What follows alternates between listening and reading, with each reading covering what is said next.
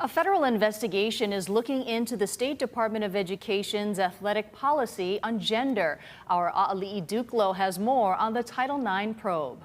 The Hawaii State Department of Education is among 18 entities across 10 states listed in the investigations.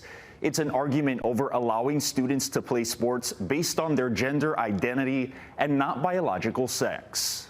That's just common sense. We can't force biological females to play with biological males just because someone identifies that way. A bitter debate that is now the focus of a federal investigation that the U.S. Department of Education launched Wednesday. It started after complaints submitted to the department's Office for Civil Rights over alleged Title IX violations and discrimination towards women and girls. This comes as the Supreme Court hears Title IX cases on transgender girls in sports.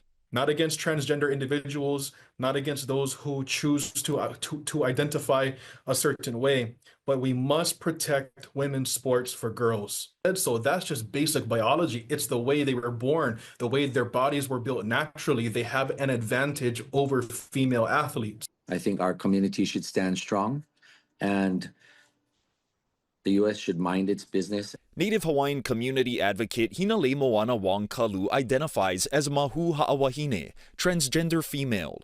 She points to Hawaiian traditions in which transgender and non-binary folks were embraced, unlike in today's political climate.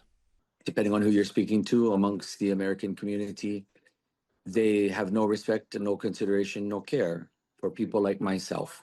Although she agrees with Garcia that a long-term solution is needed. Both suggest starting another league.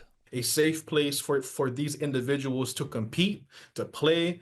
For any student to be denied the opportunity to play sports is unacceptable. The challenge is for everyone to look at how do you allow and create opportunity for youth to play, no matter who they are. The state DOE says it is reviewing the matter and will not comment until it is completed. Aali'i Duklo, Hawaii News Now.